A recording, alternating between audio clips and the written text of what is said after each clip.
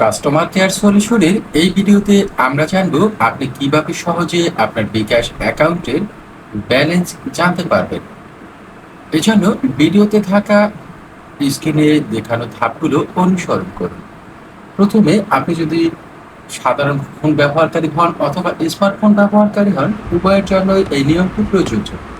প্রথম আপনার মোবাইলের ডায়ালারে যান, ডায়াল করুন *247#। এবার মেনু অপশন আসবে।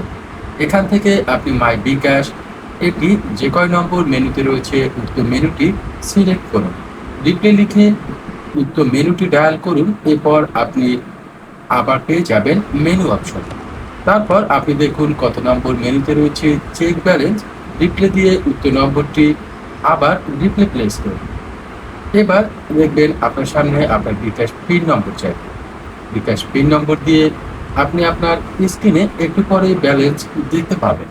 আশা করি এভাবে সহজেই আপনি আপনার ব্যালেন্স চেক করে নিতে পারবেন।